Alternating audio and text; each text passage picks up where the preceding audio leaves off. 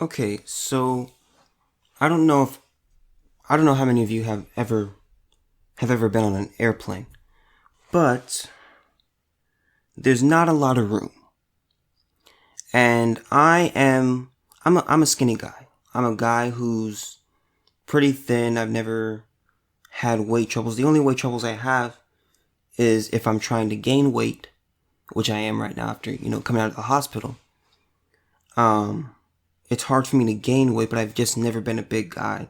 And I never will be a big guy. I get that from my dad. He's just really thin and he's always been thin. So that's a nice thing. But when you get on a plane, it's tight for everybody. Um, I'm sure you guys have seen the video. It was a viral video that, I don't really do social media like that. Like, I don't scroll and stuff like that. Um, but anyway, there was a viral video of this man who's sitting behind this woman, and they're at the very back of the plane. This guy is in the last seat. I can't remember what that thing is called, where it's like the kind of like the back of the plane, like whatever. But anyway, he's unable to recline his seat. Like, his seat is pretty much at the set angle, and that's really all he gets. So the woman in front of him reclines her seat. Okay, I think you guys know where I'm going with this, even if you didn't see this video.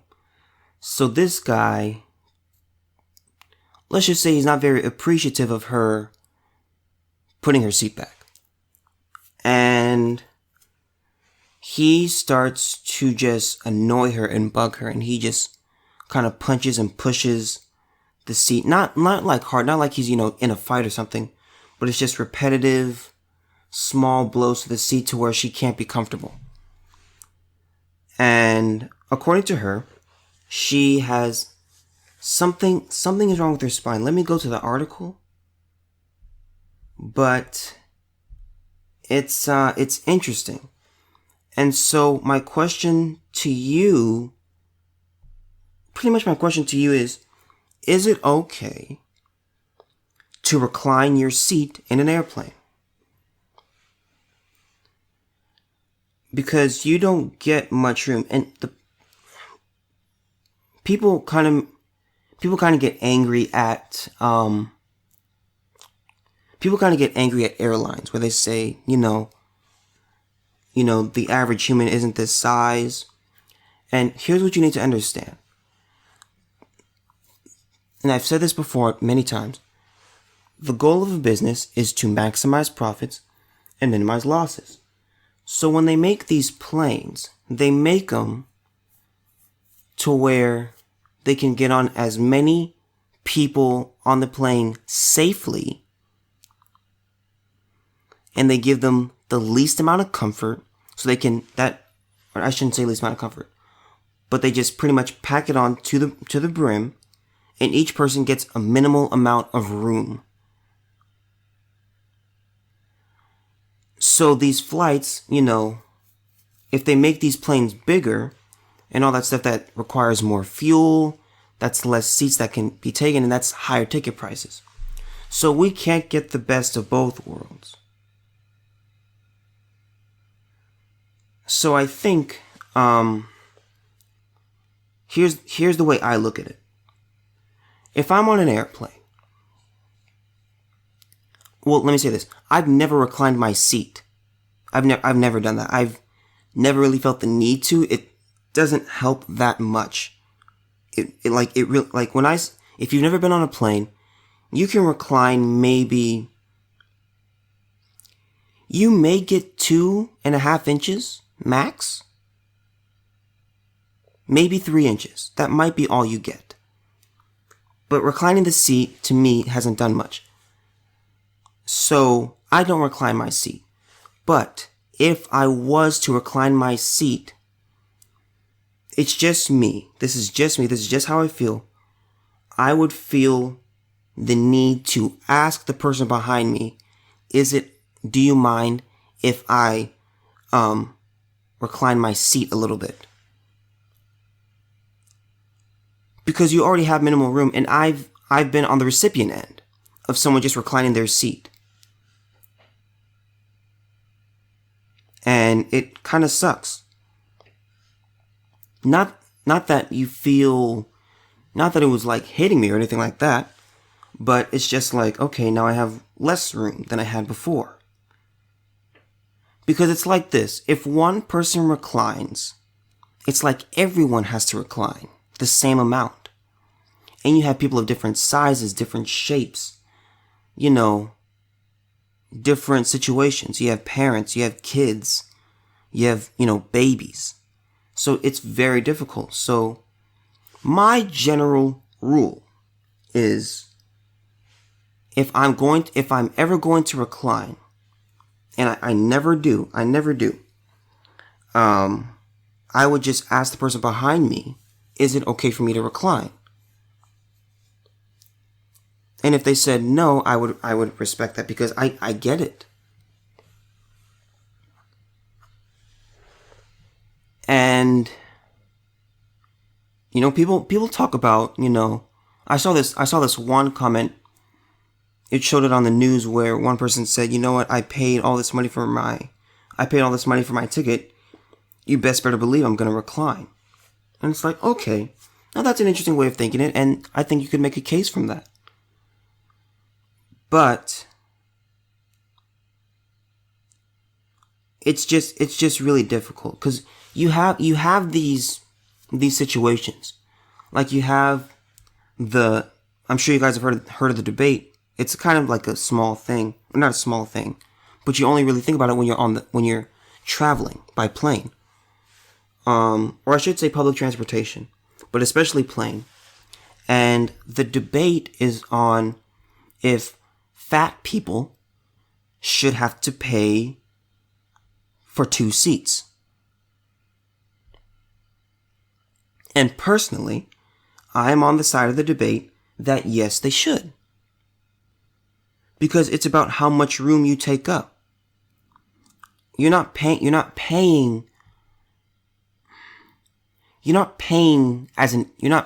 for you being an individual. You're paying for, okay, how much space do you take? How much weight will you bring onto the plane? That's why, you know, they check your baggage. How much does it weigh? How big is it? Can we actually fit it in? And you have things like that. So you're paying for weight. You're pretty much paying for weight and space. That's what you're paying for.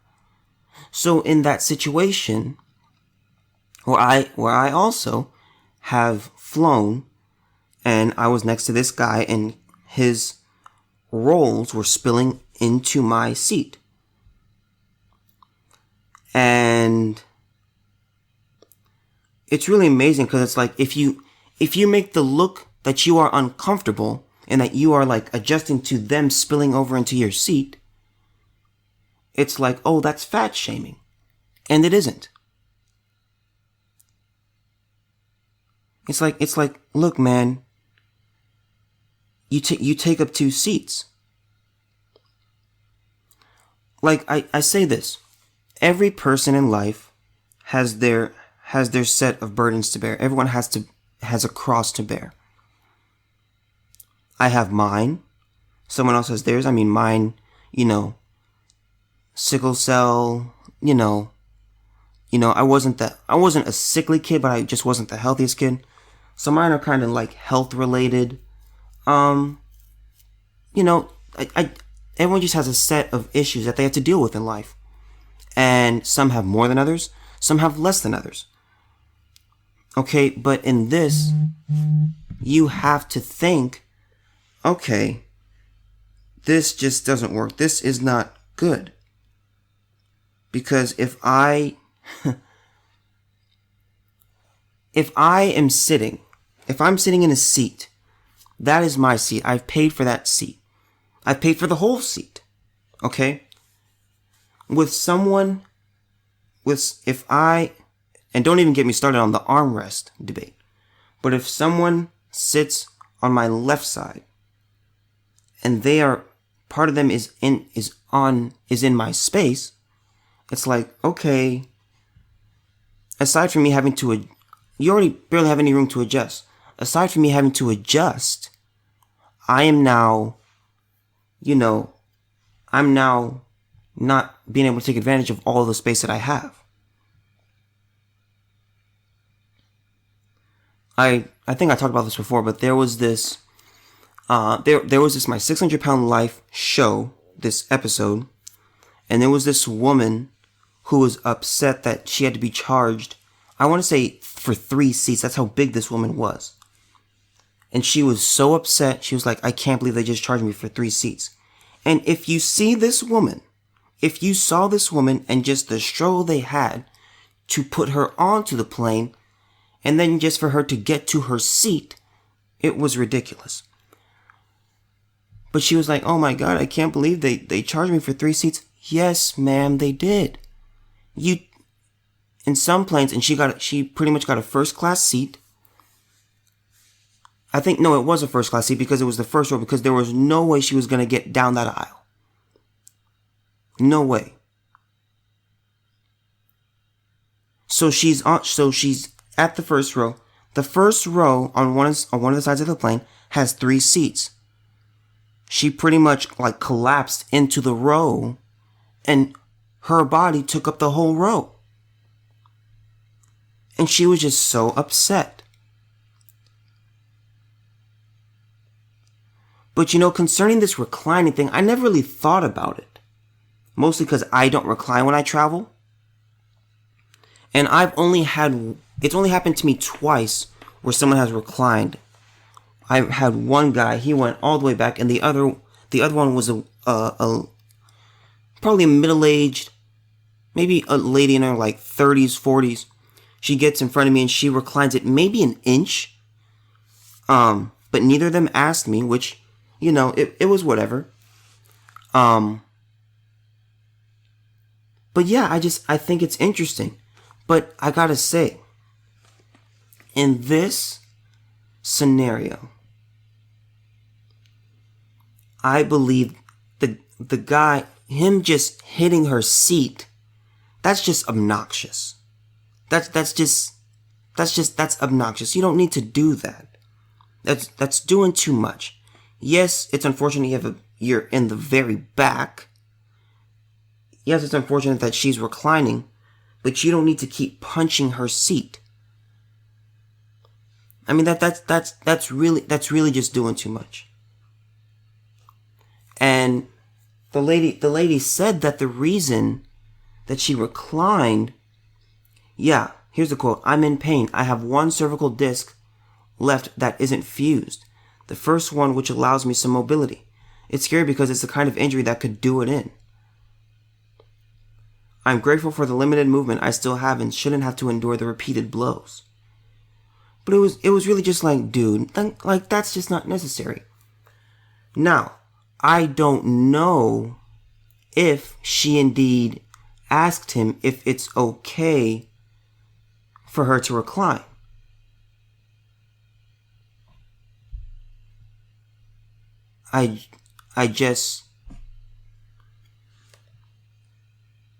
That's what I would have to do. I would just have to ask the person, is it okay, do you mind if I recline and even if they say, how much, I would do it just a little bit to show them just how far back I would go. And then I would look back at them and say, is that okay?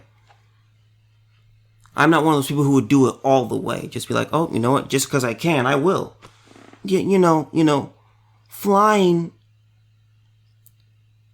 Flying's not, unless you are on a chartered flight, flying's not really fun it's not horrible, but it's not like, man, I can't wait to get on that plane because the plane ride's just going to be so fun.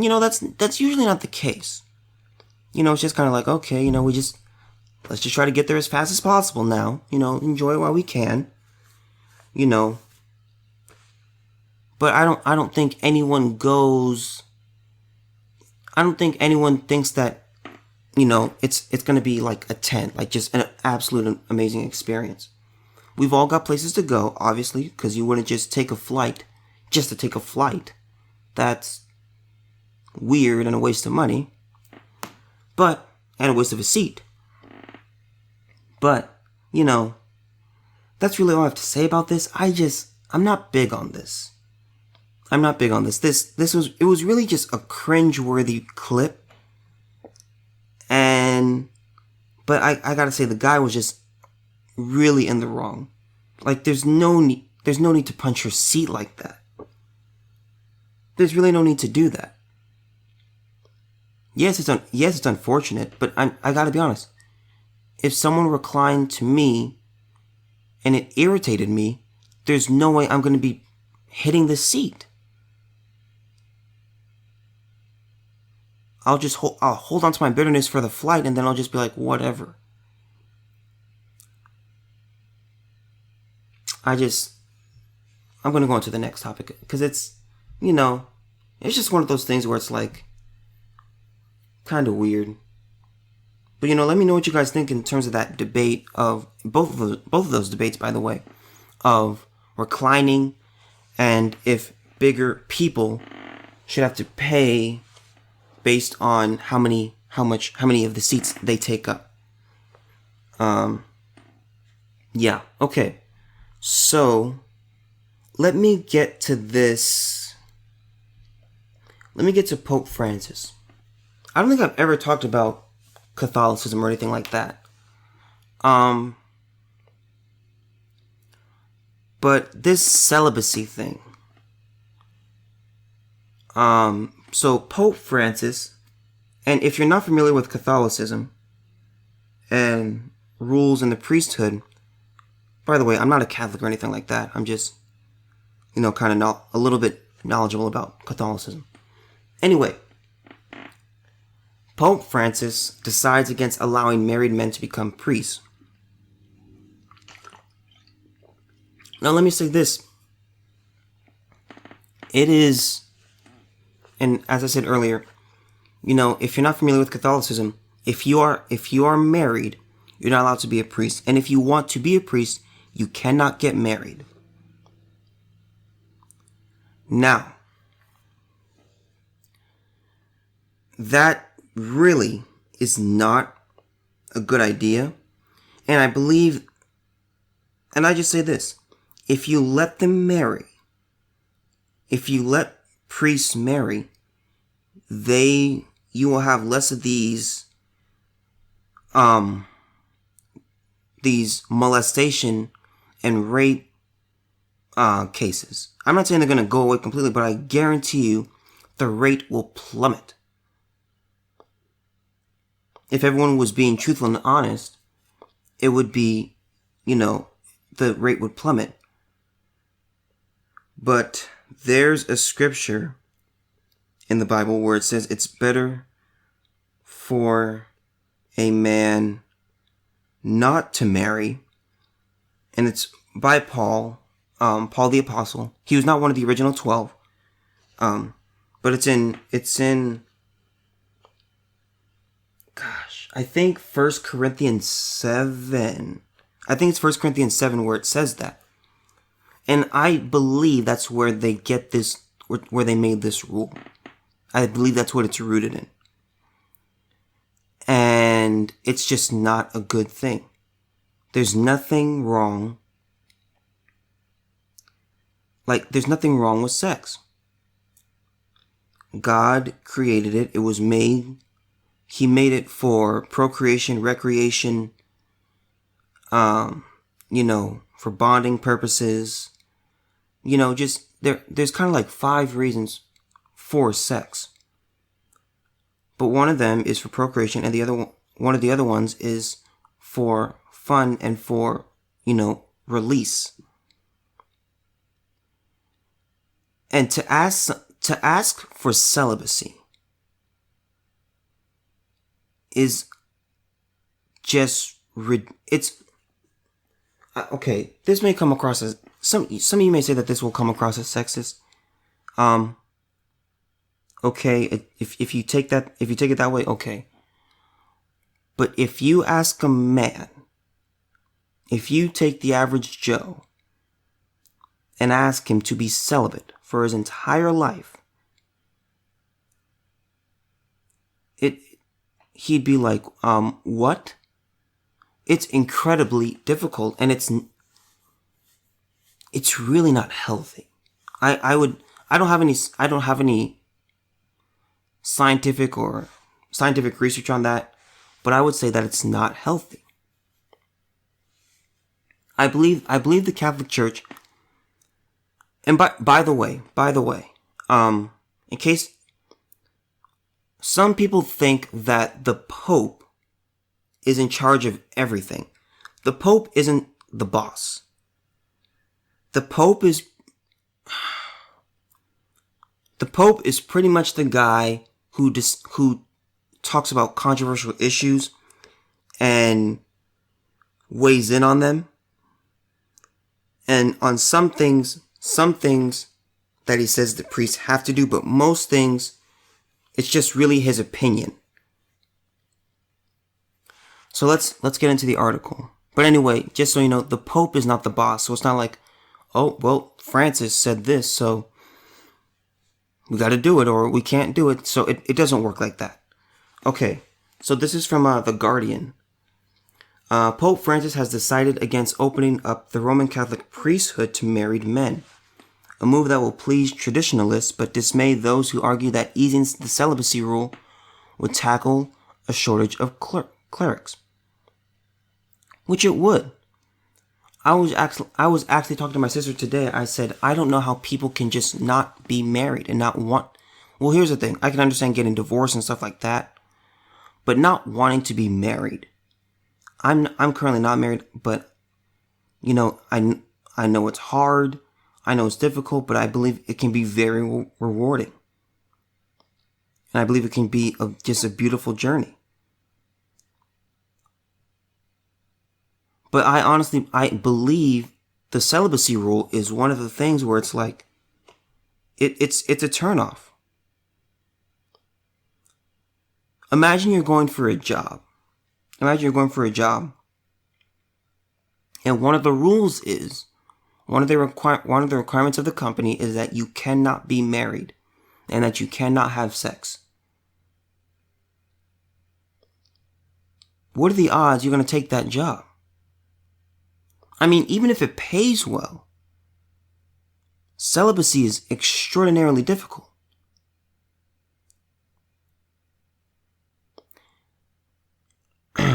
Instead, this is back in the article, instead, an apostolic exhortation from the pontiff has focused on environmental damage after bishops from the Amazon highlighted the destruction of the region's rainforests and exploitation of indigenous people at a Vatican summit last year. Beloved Amazon, the papal missive does not refer to a call from the Amazon bishops to allow the ordination of married men. The issue has become the latest point of friction between conservatives and reformers within the church, with divisions thrown into sharp relief when Francis' predecessor Benedict the 16th publicly declared his opposition to any changes to the 1,000-year-old tradition of celibacy in the Roman Catholic priesthood. Now let me say this.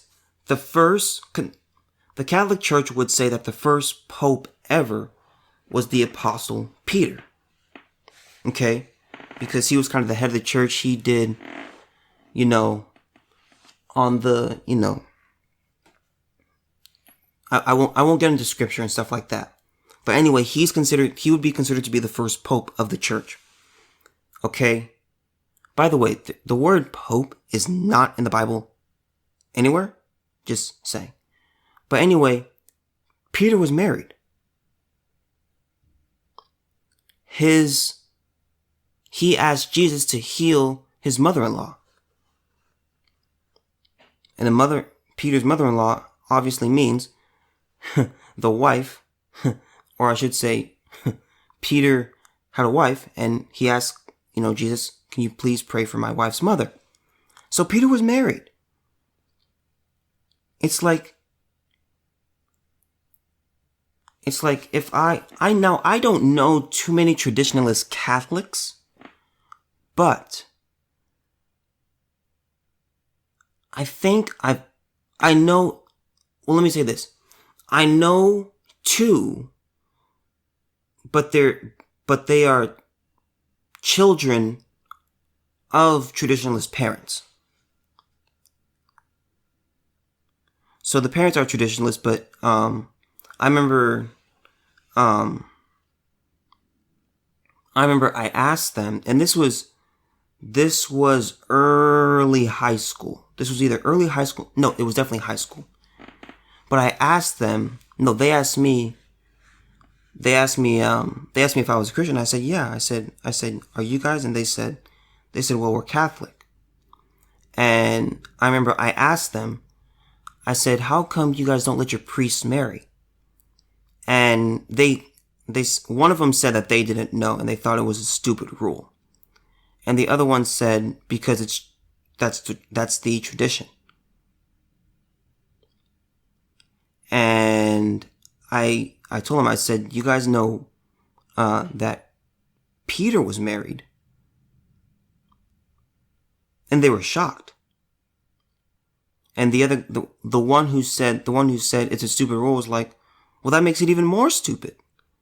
And the other guy was like, well, I guess we should change the tradition then. But, this is just not good.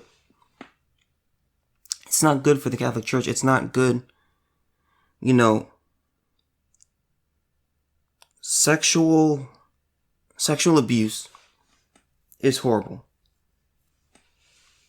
No matter where it comes from. Parents, mentors, siblings, whatever the source, it's terrible and it's horrible. But I'm telling you, it is rooted in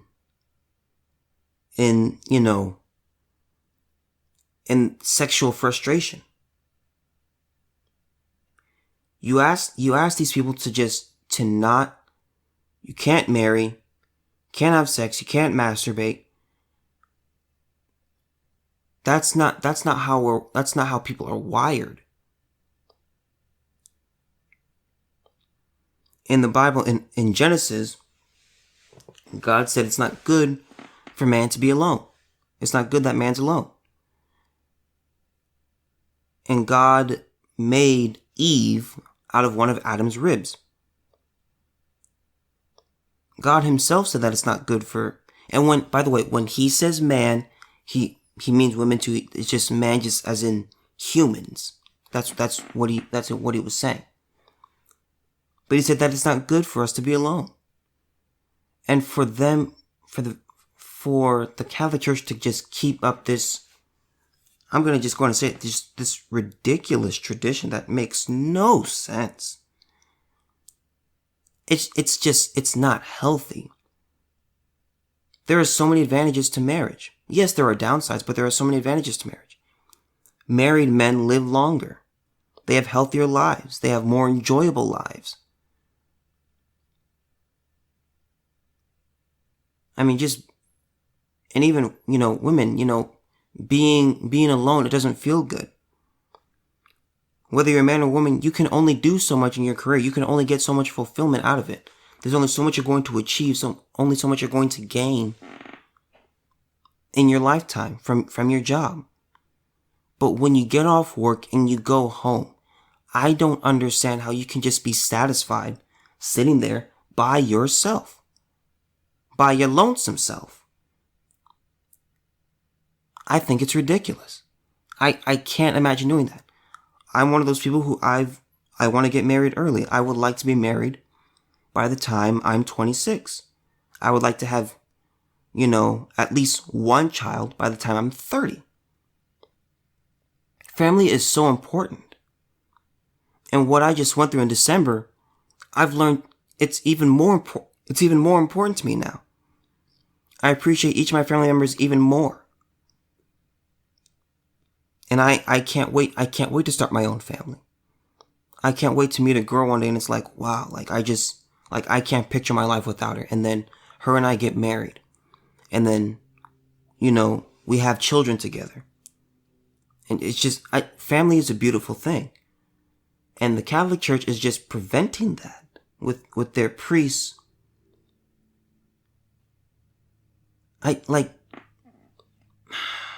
It's just not a good idea. It's a ridiculous rule. And that's really all I'm going to say about this. But, well, no, I got to say this last part. Concerning the family thing, if they asked me, if the Vatican asked me to present a reason for allowing priests to marry, I would say, okay, well, first of all, Peter was married. That'd be my first point, and then I would just be like, okay. So, moving on. My next thing would be like, okay, if you let the priests marry, then they can show an example to their congregation of what a righteous family is supposed to look like. I mean, that's huge. Now the family has an example. They have an example of what to look for in a family. Okay, if I have these problems, what should I do? Let's say I was Catholic, and let's say I have my wife and she's Catholic. We go to our priest, and we want counseling. He can't counsel us. He's not married. He can't tell me anything. You can't go to a person who's never been married and ask for advice about marriage. You don't know what it's like to be married. I have ideas of what it's like to be married. I imagine things that I'll like, things that I won't like, things that I'll be good with, things that I won't be good with. But I don't know what marriage is really like. You don't know until you do it. So if I'm in the congregation and I go to him and I say, Father, our marriage is kind of rocky. Like, can you help us? He can't help us. He cannot legitimately help because he's never been married. Father, I'm having trouble with my children. They're not really listening to me.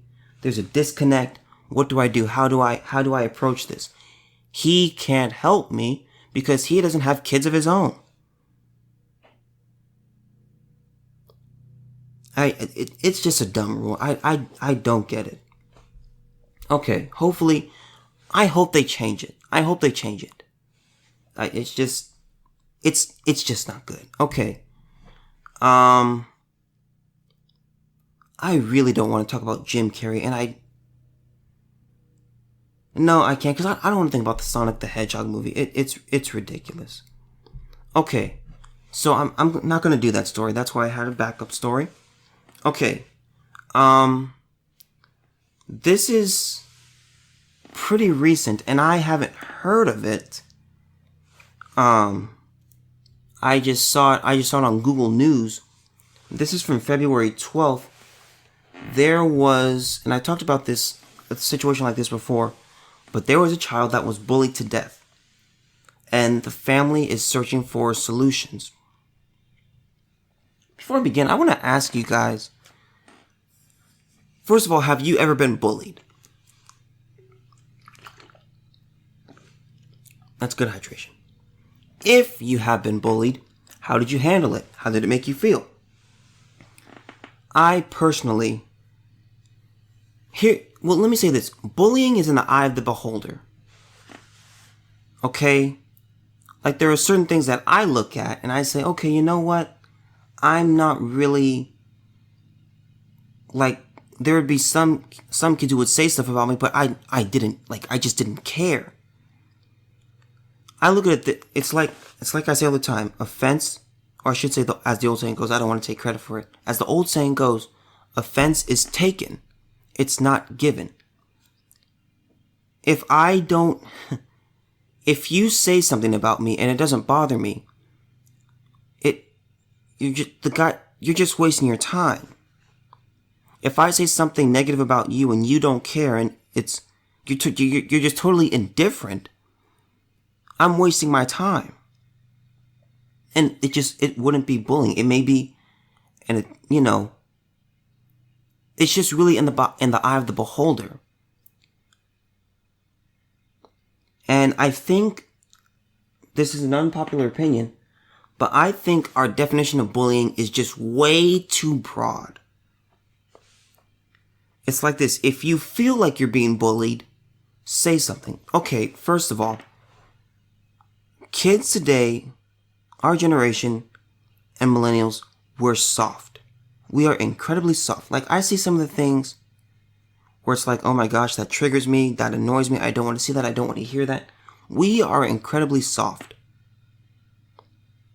Like, unbelievably soft. And so it's like, it's almost like, do you guys remember Yo Mama jokes? It's like, I feel like we're coming to the point where you can't do Yo Mama jokes anymore. Because first of all, it's a joke, and it's like, oh my, like, I can't believe you would say that about my mom, like, then you're saying I'm not good enough, and it's just this slippery slope. But we're like, oh my gosh, like, stop bullying me, and it's, I just wouldn't really say, I just think that our definition of bullying is way too broad, and we leave it up to individuals to say whether they're being bullied or not.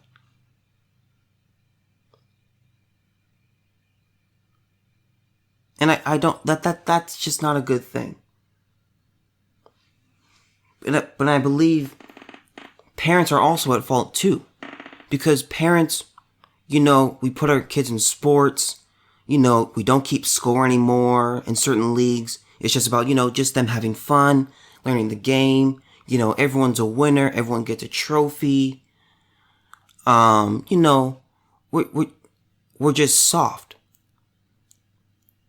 And I believe, parents coddle, and it just hasn't become good. You have parents who just move all problems out of the way for their kids. We're like, it's just unbelievable how soft we become. Like, there are some things I heard people talked about, what stressed them and what gave them anxiety. I think it's amazing. It's amazing to me that the number of likes that you get in a virtual area can cause someone to just have a bunch of anxiety. And that would usually happen to women. That's usually in girls, because girls are more concerned about social media and stuff like that. Guys, we really couldn't care less. But it's like, the things that bother us, it's so small. There are kids who have more grit and more toughness than us in third world countries. They're trying to figure out, gosh, I wonder if I'm ever going to eat again. Where's my next meal going to come from? I sure hope that wild animal doesn't come in tonight while I'm sleeping and eat me, if it's hungry. We in the first world countries, and I just want to focus on America, we have it so good that we've just become so soft. We're just soft. And it's very unfortunate that this kid died. He was only 12. 12. Took his own life. It's just, we're too soft, and I don't know what we can do about it. Because I look at it this way. I can't wait to have kids. But I'm going to do my best to raise them, me and my wife, to raise them to be tough. Boys, girls, I'm going to teach them, okay, you need to learn grit. You need to learn perseverance. You need to practice it. If they want to do sports, there's no way I'm going to put them in a league where they don't keep score. You're going to learn what it's like to win. You're going to learn what it's like to lose. You're going to learn the taste. You're going to learn what it's like to be so close to getting the victory and you don't get it. You're going to learn what it's like to come from a deficit and, work really hard and you guys end up winning in the end. You're going to learn all of that. This idea of everyone's a winner and this idea of, you can't boo, you can't boo, you can't taunt. Kids, it's ridiculous. We have become so soft. I remember one time I was in a basketball game, and it gets really quiet when the kids shoot free throws. And my brother was playing in the game, and this kid was shooting free throws, and it was completely quiet. And I just said brick. I was the only one to say anything. The ref came over and said, don't do that. And I looked at the ref and I said, you got to be kidding me. I said, you can't say brick? And it's like just the smallest things get to us. We have to become tougher as a society. I'm not saying if these kids did anything to this other kid, or if it was all just in this kid's head, I don't know. I'm not saying what anyone did was okay, but we have to become tougher. It needs to be like water off the back when someone says something about us. The amount of grit that I've gained just in the past 3 months is unbelievable. What anyone says about me, I couldn't care less. Obstacles, like being that close to death, it's like, what can't I overcome? Yes, you will have difficulties in life. Yes, you'll have challenges. Yes, you'll have issues. But you can overcome them. It's like the smallest bump in the road. It's like you hit a pebble, and it's just like, oh my God, like what's going on? Do you guys remember in the movie A Bug's Life, where they have it's like near the very, I think it's the very first scene, and it's the ants carrying food, and one of the leaves just falls on top of the line. And one of the ants, who the leaf falls right in front of, he just says, I'm lost. Just because he was blocked by the leaf. He could see the other ants in front of him. But the fact that his path was blocked just a little bit, he just panicked and just broke down. And then I think the other ants are like, just calm down, back up, just come towards us, let's go around. But that's just, it's like we've become that. The smallest and slightest inconvenience, it's like, you've got to be kidding me. We have to become tougher. You're going to go through difficulties and challenges in life. I don't care if you are the richest person in the world. I don't care if you're Jeff Bezos, however you pronounce his last name. He has difficulties. He has challenges that he has to overcome. You will suffer in this life. You're going to get sick. You're going to have some pain. You're going to stub your toe.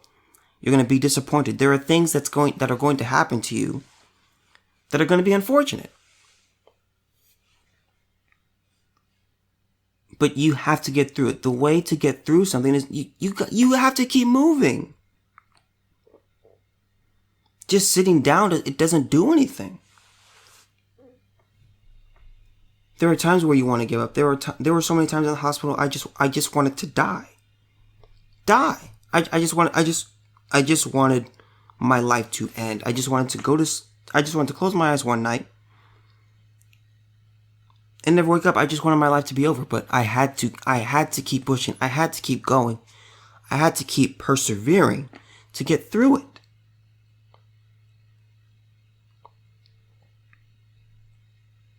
And that's what we stopped doing.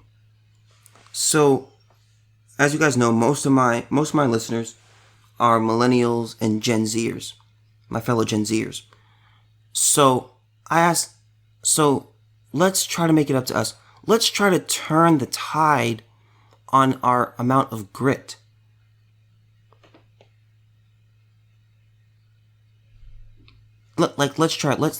Let's try to teach ourselves how to become stronger, more grittier.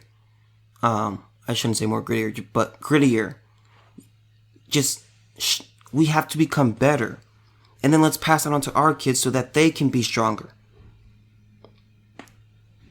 Because this isn't working. This is not working.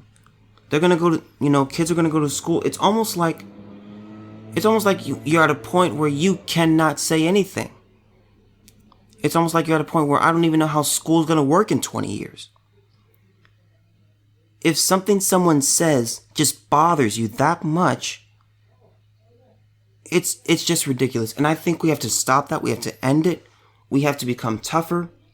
And it all starts with us.